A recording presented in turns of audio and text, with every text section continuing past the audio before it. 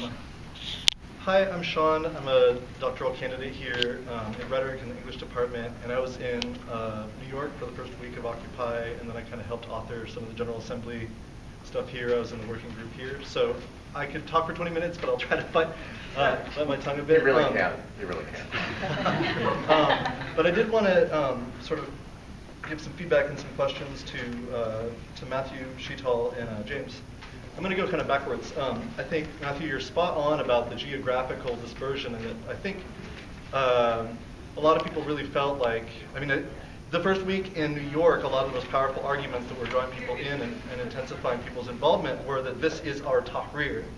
And there's a lot of explicit mention of that, of the Egypt thing. That was actually kind of jumping forward to Sheetal when you're talking about things getting a bit sidelined and mentioning Palestine in the GA. I think Ian's story about that Matthew alluded to, that it was sort of Seattle, involvement in Seattle via Iraq is kind of a typical thing. Like these influences, these cultural flows are so complicated now that that's kind of a typical story. So it's sort of hard to say what's core and what's local anymore. When we were when we were authoring the General Assembly protocol here, we were looking a lot, I for one was looking a lot at the Zagreb University occupation of 2009. So totally, where I visited and I actually participated in some of those General Assemblies and took suggestions back, as well as New York. Other people had other experiences they're bringing in. We talked a lot about the Argentina factory occupations of 2002, 2003 that are going on, and we've had people from Argentina come here and talk about that. So that's another direct influence. As far as lessons about street tactics, we talk a lot about Greece and the recent things that have happened there, so we don't have to repeat what they've gone through. The hand signals we got from Spain. So I can't emphasize enough how true that is. And I think also, I'll come back, Sheetal, a little bit with the role of technology, but I think, I agree very much with what Matt was saying, that I don't think anybody's averse to technology. Everybody uses it. That's how we have this contagion. But the contagion itself is not technological. George Katsiopoulos, who's been active, talked about the Eros effects as what happened in '68, and even traced the Zapatistas and then back to 1999 here to this sort of wave of social libidinal action or something, that people see something sexy going on someplace and they're like, why don't we do that here? I think it's much more a sort of Guattarian libidinous drive going on than the expressions through technological drives. That's how people tend to talk about it. Sorry, I'd love to hear your take on that. Sheetal, yeah, I think that's sort of it. I think a lot of people, I myself as a scholar and as a participant have taken a strong sort of people have to be there in person stance as not just what we should do, but as the definition of Occupy. Because some of the stuff that I've heard is 2008, we had this economic collapse. Back to 2003, 2003 was the last time we had huge numbers of people on the street to protest the war, and it didn't stop it. People kind of took to their blogs. Everybody's blogging their anger, status updates about their anger. Fast forward to the economic 2008, everybody's blogging status updates about their anger. Nothing happened.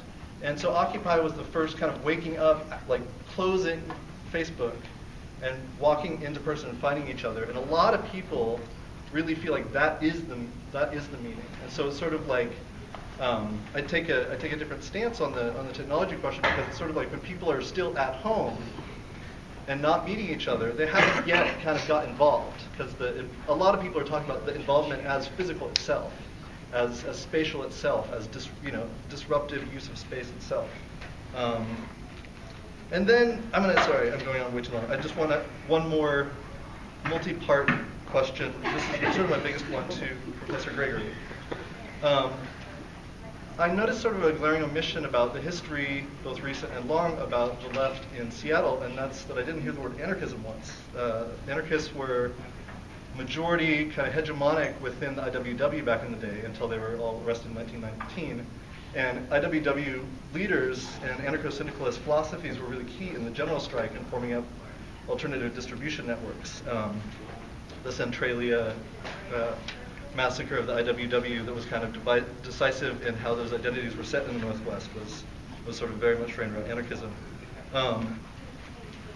of course, a lot of people equated for a bit Seattle with anarchism around the WTO and the Black Bloc smashing up Nike 10, Starbucks stuff. But also, that was led up to, I was part of this sort of political subculture around left bank books that's been here for 40 years, around Black Hat Cafe, a lot of anarchist institutions from the 80s and 90s that then we saw expressed not only in the smashy stuff in WTO, but also the Direct Action Network, the Independent Media Center. All of that stuff came out of pre-existing anarchist organizational networks. Okay, I'm going to interview. Okay, sorry. Now, you have a question for Jim Gregory. I heard a question for Matt Spark. Do we have any questions for the two other panelists? He can talk to me after class. I was curious about the response about whether you think it's fair to sort of privilege the physicality and the responses you've heard from people who are participating in more net-based world. Okay, so we've got 3 questions. I want to go. Yes. Okay, thank you for that. So what? And maybe I'll pose it back to you a little bit. So what I'm hearing you say right now is that you feel that there's a reason that it's so important to be on the ground, and that is kind of as a result of in the past things have not really occurred, and there's kind of this anger, but no action is taken. So I'm not by any means trying to say that one is right or wrong. What I am saying is that there is evidence at this point that there is a population out there that is sympathetic to this cause. Yet, there are constraining factors on their ability to attend meetings, to come to a daily, I know that the Occupy Seattle has kind of voting meetings, and they have daily meetings. And I know that actually Occupy Seattle is actually probably one of the ones that I've attended where they're really aware of people's schedules and things like that. But at the end of the day, my neighbor is hardworking, blue-collar job, 3 kids, divorced, and really just is not going to be able to come to those meetings. However, he's really interested in finding a way to participate, to show connection to this movement, to the ideals of the movement. And so the question is, can we find ways to at least integrate those voices? And so what this project is that we're working on with the National Tech Ops Group is really about integrating the diversity of views by using the online space. But we're not saying that's all that matters, that, oh, now you've opened it up and now everything's better. But the point is that there's this opportunity that is afforded by using these digital tools, et cetera, that I guess what I'm hearing from these different voices is basically we need to keep an open mind about it, and how can we kind of integrate and take kind of harness the power of the larger crowd in a way. And so that I guess would be my response to that. Okay, thank you. Jim, would you like to respond? Sure. Well, a good point about anarchism in the pre-war generation. I wouldn't say, I was trying to flag the bigger institutions, and the anarchist community and groups were certainly present.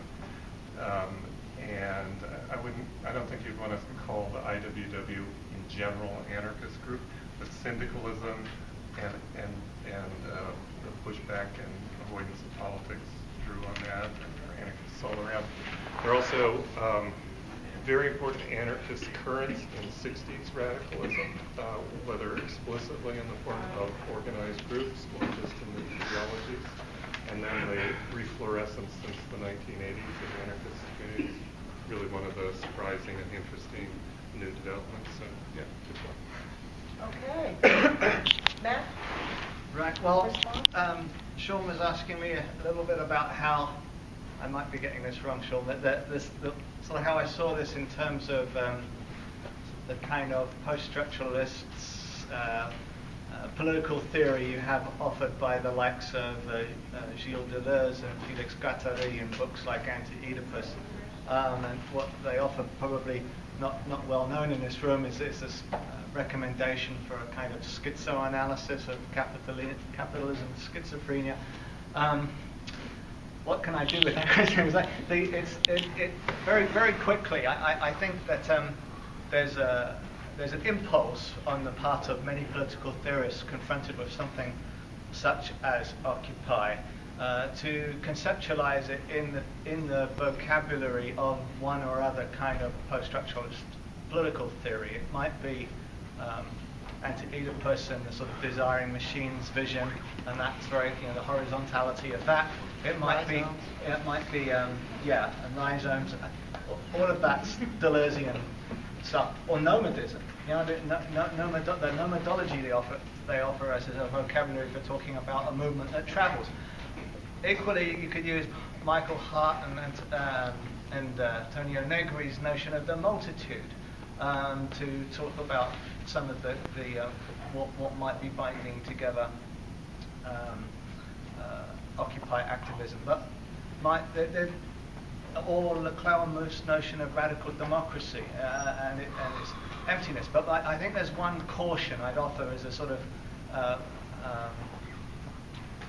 supplement to all of those kinds of impulses. A caution is that, and as many people have argued against those kinds of theories for similar reasons, for more on a theoretical level, that they become idealistic and dematerialized in various ways, and ignore and gloss over the asymmetries and hierarchies organizing political life with the various kinds of utopian imaginings.